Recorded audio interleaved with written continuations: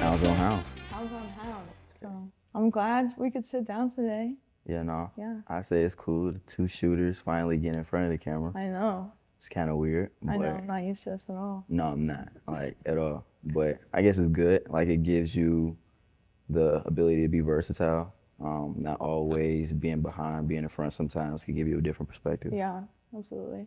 Yeah. I know. I like work in the TV, and I don't know how they sit up here and do like a 30-minute show. No, it's actually crazy. So this was my first time being up here because that's why I had text. And I'm like, hey, we're in the third floor. That's right. Because I forgot S had a third floor. But now seeing this whole thing, like, it's super cool. And then I was like behind there with you all while it was crazy. Yeah. But it seems like a lot of work goes into what you all do. So Yeah, I think it's a lot of like behind the scenes stuff, and even like the talent and stuff. Like they sit there and they spend like all day just getting ready for that 30-minute show. And yeah.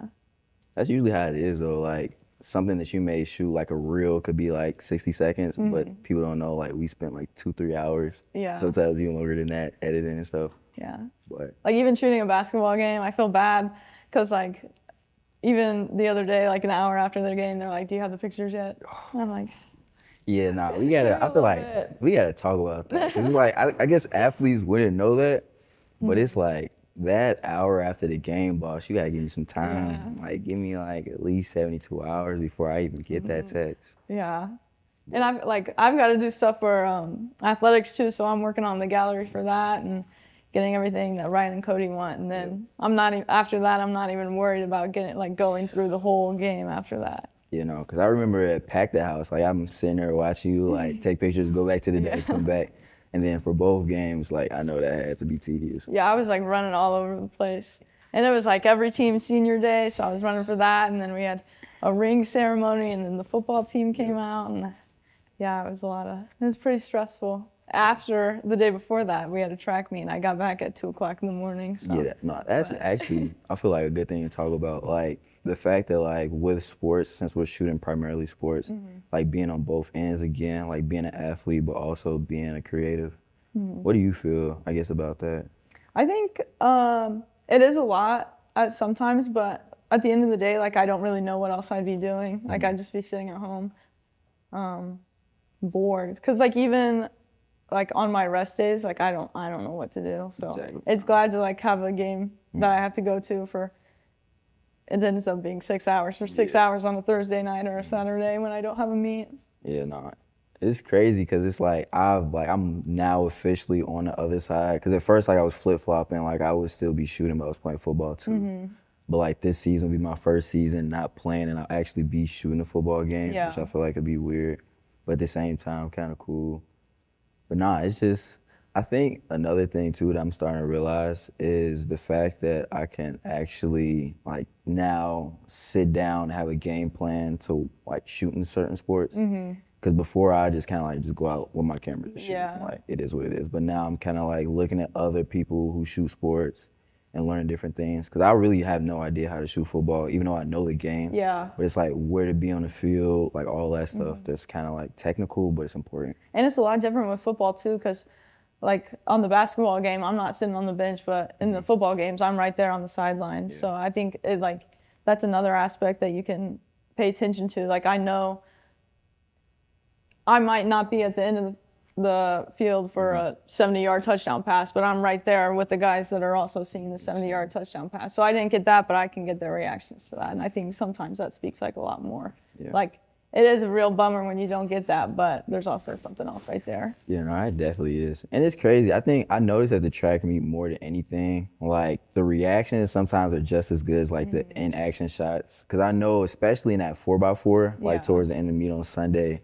like with it being like, it was just a high energy race. It was the last race. Like I was trying to like, I learned in that moment, like of course getting in-action shots of the athletes, but also like everybody's reaction. Because I saw you guys like running back and forth as they were going around. But like stuff like that, like I had no idea, but just wasn't aware of when I was like just shooting, just to shoot. Like I was a still athlete. So. Yeah, and I think like that's what like I like that more as an athlete, seeing like me after I had a good throw, or me when my teammates had a good throw. Like my roommate Audra was on the cusp of making it into nationals. She PR'd by half a meter, and she went to nationals. And I know Jared from the GLVC. I'm gonna be waiting a couple of weeks to get that picture. I'll hit you up later. But I know he was there getting that picture in that moment. She, tears in her eyes, hugging our coach, hugging me and my other roommates. Like, I think like that stuff, I'm gonna care more about that in like 10 years when I look back than me actually just throwing. Yeah, and I think too, like what I've been learning is like, I feel like expression speaks so much about like the sport, like sports in general, just because then people see in the photos, like it's just, okay, we won, whatever, whatever. But you see like when that expression comes out, you know there was work behind those pictures. Yeah. Like those reactions aren't just because they're happy in a moment, but they're happy over a period of work that they've done leading up to that moment. So that's always super cool to see. That's where I really hope to capture, like for football season. Cause it's gonna be crazy, cause I know like they're playing Marion again, and it's been a minute. Like in all 5 years I was playing, like we didn't play Marion at all. I don't think they played them.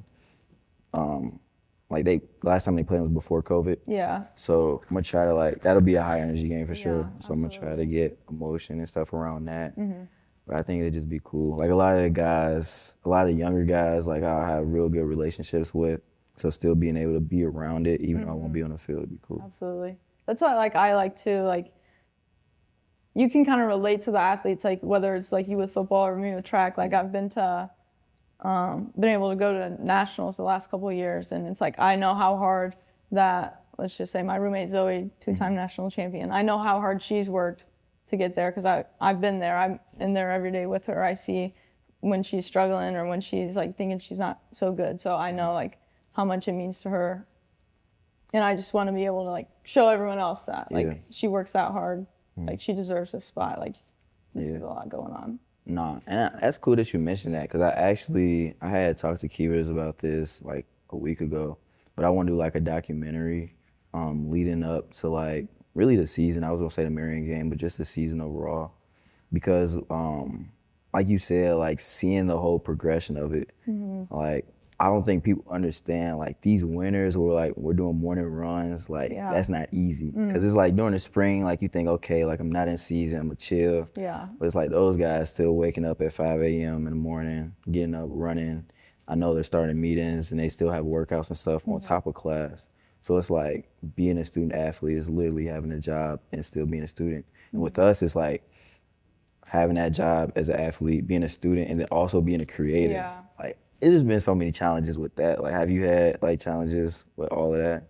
Yeah, I think like, especially in this time, when it comes to like, we've got winter sports wrapping up and then the spring sports starting, and then it's like the most important part of my indoor season right now. So I have to like work at these games, but then I'm like, I'm sorry, I can't be available for that. And like, I think it's me like giving myself some grace, because obviously other people understand that like I can't be at those events. Like I think it's just like also just mentally draining, because like you just have to be ready to go like at any time. Like you might get 10 minutes like physical rest to sit down, but at that time like it's still like I know they're gonna ask for those pictures sometime soon, so I need to sit down and do that. Like it's just hard to like give yourself a rest. You know? Yeah, nah. What do you feel like? Nah, I totally agree. Just because it's like, when I first came into college, like even finding a balance as a student athlete was hard, let alone student athlete and creative. Yeah. Cause it's like, talking a little bit about when I first got into college, like it was during COVID. So it was like, I came in smack dead in the middle of the pandemic. Like none of my classes are in person. Football season in 2020 had got canceled in the fall. So then it's like that next year, I've played the most football I ever played, because we essentially had fall camp in the spring, and then we had that same fall season at the end, towards the end of the year. So it was like, when I started finding that balance as a student athlete, I'm like, okay, I'm good now. Then I picked up a camera and I'm like, here we go. Yeah. So it's like, I think just finding a balance in all three of those areas, like it's not easy at all. But once I did, like, and I say once I did, like I did it, and I still don't have that balance. Yeah. But as I'm like becoming more aware that I need balance and finding it, I think it's becoming more enjoyable. So I think, and you could probably attest to this too, but it's like shooting, like being an athlete but still shooting like sports events and stuff, like it just gets draining after a while. Because it's like you're already spending so many hours at your craft as an athlete, but then you have to almost like emulate that in the same sense as a creative trying to perfect your craft, then you're still a student. So I think finding that balance over time would be cool. Make me enjoy like shooting just as much as I enjoy playing. Yeah, and then I think it like just gets hard when you're so busy and when you're like got a million different things going on, just to like be present in the moment and not like just feel like you're going through the motions. Like I think sometimes like I kind of lose my creativity when I work like 4 or 6 basketball games in a week. It's just like I gotta kind of sit back and actually like pay attention to what I'm doing and not get the same shot of the same person driving in the lane that I have every other game in the season. So No, that's real. Cause I mean, obviously like I'm not at every game like how you are most times, but even then like when I'm like at back-to-back games, like just like you said, like I'm like, okay, like I gotta try something different. Cause it's like I just do it because I'm comfortable with that. Yeah. And I know like that'll give me what I need. But it's like we can't forget that we're still creators at the end of the day. Like there's an art to it. So still trying to find a way to get what you need, but be creative in the process at the same time. But like I said, it's definitely easier said than done. yeah, I think it was cool though, like seeing a lot of different like sports like shooters on Instagram and stuff. I think always helps. Cause I never realized like how many people are like athletes and shooters too. Cause I Yeah. know it's not just me and you on campus. Like there's plenty. I know there's some on track too, right? yeah. There's Carlos Rodriguez. He's in the sports management grad program. He's got a full-time job with the Pacers right now, and he's like done some work for Slam and all that stuff. And I think, yeah, I like to look at his stuff on Instagram, and it's like, yeah, makes me want to be better. Yeah, no, because we have someone on the football team too. Jalen Vaughn, he's a corner, number 12. But he has his own media agency right now called Spensing Studios. But he does a lot of work. Me and him like always kind of like having conversations because for so long like we were still athletes, but in the off season we shot a lot together. But you know, just being aware that like it's a lot of us out there. So I feel like even conversations like this will be helpful. Yeah. Because somebody who's trying to find that balance or wanting to know more about how you can navigate like being both, I think this would be good for them because they can have like real, I guess, testimonies about like how hard it is sometimes and it's not easy. But nah, it's super cool though. Yeah. Like the fact that like we're not one of a million. And I like seeing more too, like just in the time that I've been here, like from my freshman year till now, like even at the UND games, like there's just so many more like creatives there. So I don't know, like my freshman year, I feel like it was just me and one other person, and now we've got like the whole baseline filled, which can be a little stressful at one time, like because I got people right here and I can only do so much. But I think it is really cool that they're like getting that exposure and like more people. No, 100%. Cause I remember Pack the House. Like I got a reel that I'm gonna do like behind the scenes reel. But it was when we were all sitting on a baseline and it was like you could see like somebody like it was somebody come up the court and all of our cameras kind of just shift in sync. But it's cool though. Like I know when I had first started shooting basketball this season, and like that's like the most I like me and you have ever talked. I talked to Dylan a little bit, and there's just a lot of other people that'll come to the games from time to time. But I think it's cool like having conversations with people who are in similar fields, cause it's like I feel like it'll almost be a waste to like come to a game and see like all these other people with a camera in hand and just not like say anything.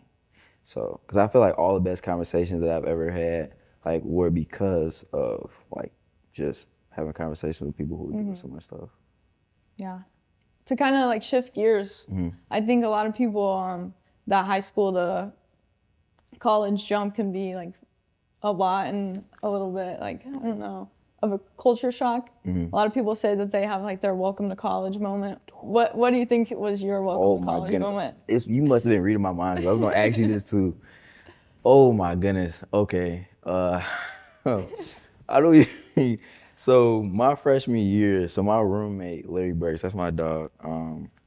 But freshman year, when we were having workouts and stuff, like Keevers were always emphasizing like, you know, if we have a workout at 5 o'clock, like don't show up at 4:58 because you're not gonna like, you know, what happens next. But, you know, it happens. So I remember we had a workout, it was like the first week. What made it worse was Larry was already late to one we had like a couple of days before and we're roommates. So it was like when I was late, it's like, what are we doing? And then, you know, the way Warren's set up, like we're all in the same room. It's not like East where it's like room, bathroom. Like, so I'm right there, my alarm going off when his alarm going off. But I say that to say, like, I missed that workout. And like back then, like we still do it now, but like we'll have like, you know, repercussions for if you miss workouts, whatever. So that was one of them. And then I would say the second, a good welcome to college moment. My first tackle, we were at St. Xavier, which was cool because I'm from Chicago. So St. Xavier is right down the street, literally, because like St. Xavier and then Marist, which is the high school I went to, are both on Pulaski. So it's like you could go, like you could drive down from Marist to St. Xavier in like 5 minutes. But it was cool because for that game, like some of my people from my old high school came. I wasn't like starting, but I was on kickoff. I had my first tackle on kickoff, so that was super cool. Yeah, I was just super hyped at that time. And then like all the freshmen that were traveling too, like everybody in my class like was just getting hyped when I came back to sideline. So I'd say like that was my good welcome to college moment. That's awesome. What about you? Mine was, I think, my first indoor meet my freshman year. I was throwing shot put. I'm awful at shot put. Like, I don't even know. I was definitely a walk-on, okay? So let's just say that. I'm awful. I am 5'5", smallest one there. I look around, there's an Olympian. Giants, I'm throwing against an Olympian. That's crazy. Sitting there. She's bigger than any man I've ever met. Tall, voice is so deep. I'm just staring at her the whole time. There's lines, okay? 10 meters. I'm not hitting this 10-meter line, okay? So I'm throwing maybe 35 feet, maybe. She's throwing that shot put 18 meters, okay? I said, I've never wanted to quit so bad. Not like, I'm just like, I'm never going to live up to that. And then I've got my teammates throwing further than I am. And the way it is in track, it's obviously the shortest distance first, and then the furthest distance is last. Right. So, you know, I'm up here, I'm first. Gets all the way back around to her. She's last. Imagine having to follow that up, okay? She's out there. They have to run in because they know it's like in baseball when they're like, okay, she's not gonna hit it that far. Like, come in, scoot up. Everybody up. Yep, that. I think that's mine. And then I think my second one would be just like making it to conference and outdoor.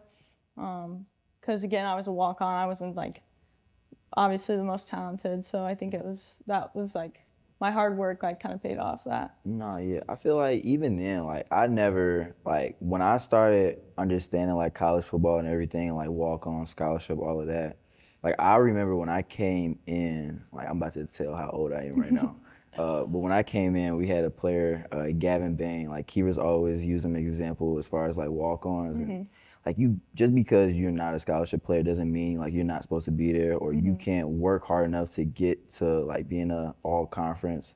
And I say all that to say like Gavin Bain was a dog. Like I remember when I came in my freshman year and Kivas was like, yeah, Gavin Bain was a walk-on, And then like Missouri S&T, I see him get like a pick six. I'm like, okay. Like I'm like, regardless walk-on or not, like, you know, there's still like, if you work and you're a hard worker, like Kivas emphasizes that so much, but if you work hard in everything you do, classroom, field, etc., like you'll have success. But I think I just like that about like UND athletics in general, and especially like the football program. Like you can tell like what Kivas says, like it lines up with the way he moves. Because he wouldn't say all that and be a person that's not hard working. Yeah. So I think it's weird. Like I would say like being a freshman coming in and trying to develop a relationship with a coach is always hard. But I feel like me and him have developed a good one. It was actually hard for me too adjusting because I had 3 different DCs in the 5 years that I've been here.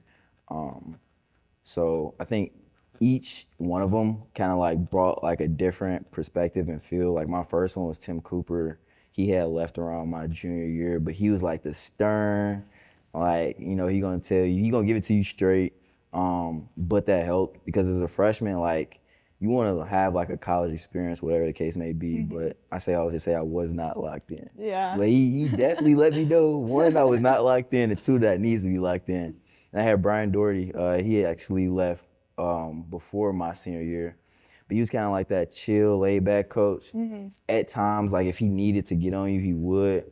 But like he was just one of those super calm, laid back dudes, which helped for me because at that point, like I was already like developed as a player. I had been starting for a year already.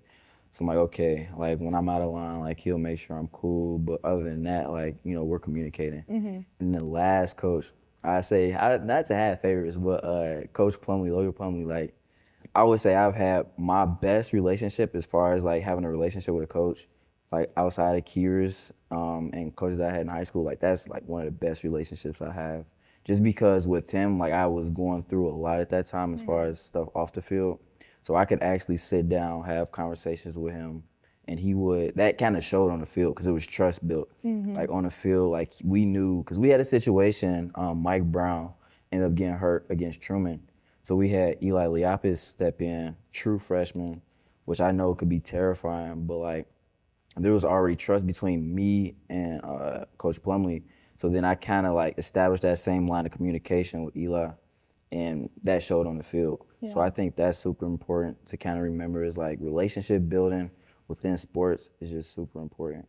But like 3 different DCs, all different relationships with each, but still like it helped me as a player to develop. What would you say like your like experience with like relationship with coaches has been? Yeah, I'm very lucky to where like I've had the same coach all 4 years, and you know, sometimes like I think we all kind of want to rip each other's heads off at the end of the day because something like obviously he's very talented. He could have gone to like the Olympic trials, so he knows what he's talking about. He's been there. Something that might be really easy for him to understand and get his body to do. Like, so I can't always comprehend that on the first time, but I think over time it's just like he's developed patience, and I've tried to. I've learned a bit more. Like I kind of know what's going on, and I think that's good. He can be really honest with us. I think that is one thing that's really important. Like we've developed a relationship to where like if he tells me like you're not doing this today and you were doing this yesterday, like I can tell him like whatever's going on. Or I think one thing he does that I really appreciate, like he sees me as a person, and I think he does that for everyone. Like he doesn't look at me as an athlete first. Like he cares like if I have stuff going on at home, like if we have homework, he's like, if you need to like take it easy today, he's really forgiving towards that. And I think that is a luxury that you can have in an individual sport. I think that's like, you can't really get that on a football team or a team sport. Like if I am not doing well, that's really on me. And if I take a day off because I need it mentally, that's not going to affect anyone else. And I think he just allows us like that space to do like what I need to, because if I'm not good mentally, like I'm not going to throw well. So I think that's a real nice luxury that he has given us. Yeah, and I really like the fact that you had brought up like mental health and stuff as far as sports, because that's something that's real. Like I know, kind of going back to like when I first got here, like because I was struggling to find that balance and not really understanding like I had to be a student athlete. I was trying to be an athlete student. Athlete student. But like them, I would say I experienced this a lot with Coach Plumlee, but like them really caring about how we are mentally, physically, emotionally, as a human before we're an athlete, because it's like for someone to say like, oh no, like I care about you, like it's not. You don't want to ever feel like they're saying it as a transactional thing. Like, I'm going to tell you I love you. I'm going to tell you I care about you just so you play good on the field. Whereas with him, like, I never felt that. Like, I could have these conversations. Like, we could have moments where we, like, express, like, you know, I really appreciate what you're doing for me and vice versa. And it was real. And I feel like that showed. But it all ties into mental health. Because if you're not good mentally within yourself, off the field, off the track, like, it'll show. So absolutely, I think that'd be cool. But I think as we start to like just keep yapping almost, I'm curious to know on like a lighter tone, like who would you say are like the top 3 funniest people on the track team? On the track team? So honestly, like I don't really talk to many people outside of the throwing squad. So I would definitely have to go number one, my roommate Macy. She's just the funniest. She's a sophomore. I don't know. I think we just have the same type of humor. So anything she says, I'm just cracking up all the time. And I think number two would be our coach.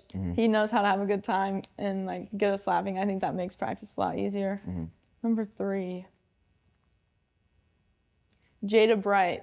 She transferred in last season. She's just always, I don't know, she's just always so funny. I don't think she really means to all the time, but she's just one person that you can have a good laugh. Yeah, no, it's funny because I was like I just think about like all the mic'd up like reels that they do, and I was watching yours, and I'm like, it's funny like athletes have this sense of humor that sometimes only other athletes could get, but it like you would like the outside person looking in, you would think like, oh, when they're practicing like they're super locked in, whatever. But I watched yours, I was dying, and then when I did one, like I was getting trolled the whole time with my teammates. But I say top 3 funniest people for us.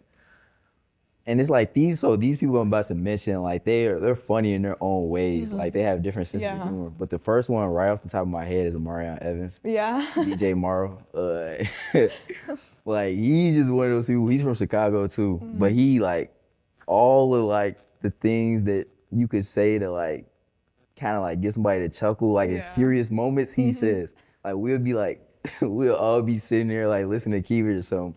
And he'll just say something off my ear, like I'm trying to hold it in. Yes. And then I would say number two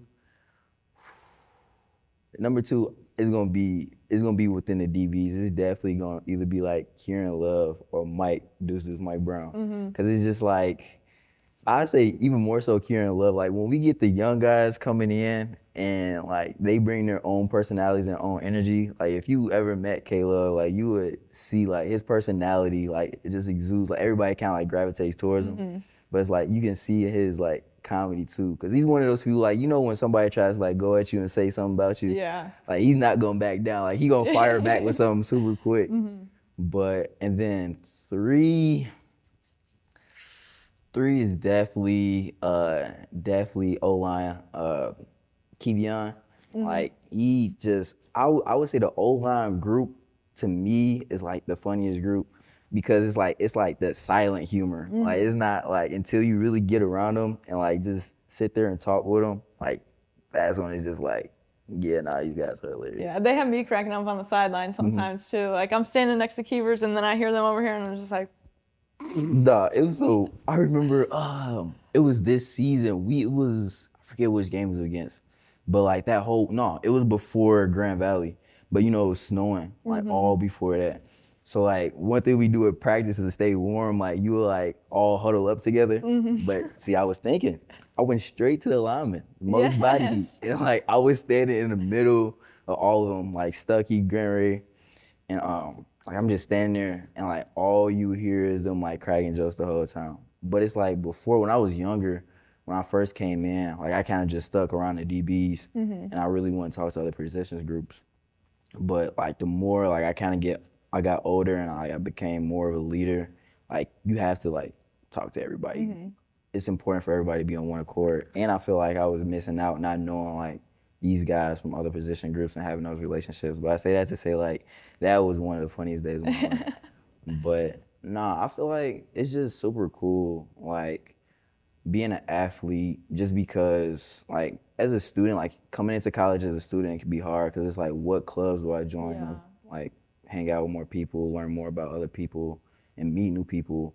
Whereas with sports, it's like we're usually here before school even starts.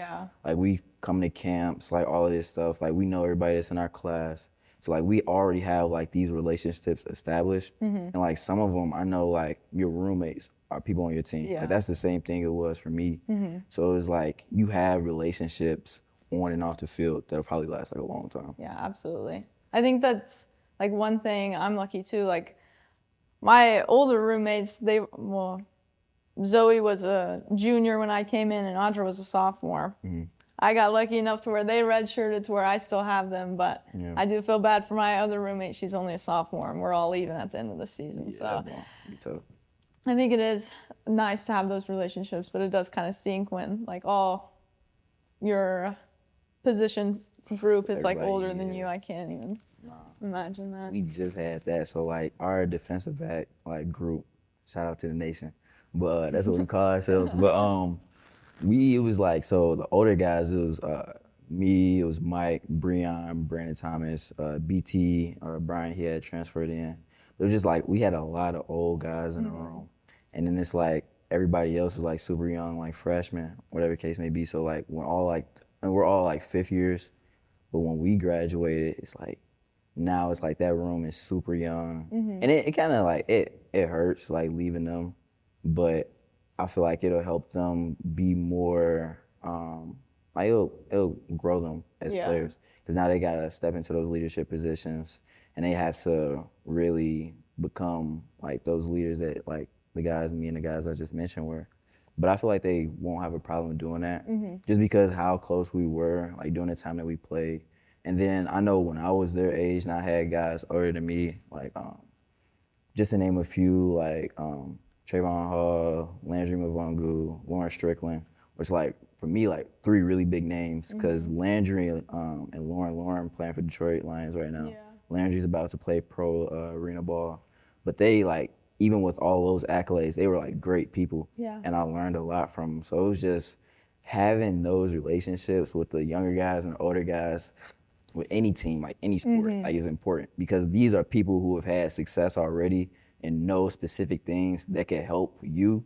Absolutely. So if you're a young athlete and you like don't have good relationships with the older athletes or don't want to talk to them or feel intimidated, like I would just say like just form those relationships, because it's like it'll mean all the difference going forward. Yeah, and they were like, I don't know, they've been in that position too, so like they were thinking the same thing, intimidated by the upperclassmen or whatever, but really. Really hard. I know. When that story you were talking about, like your welcome to college moment, I had that when I just walked in the locker room when I was a freshman. Because I'm puny, like 5'9", 5'10", when I was getting recruited, of course, but 5'9", like 160 pounds. And I walk in, I see Landry, 6'2", 200, solid. Like, I'm like, oh my goodness. And then Strick, like same thing, like 6 foot, 200 pounds.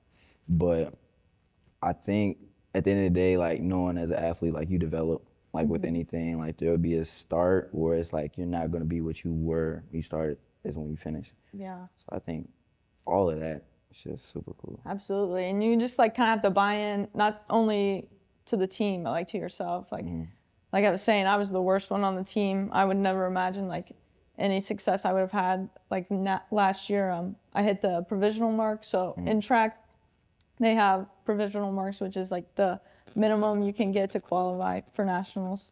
So I hit that mark. I didn't go to nationals because they only take like the top 18. So, but my freshman year, I would have never imagined that being an option, or even like me looking to go to nationals this year. So.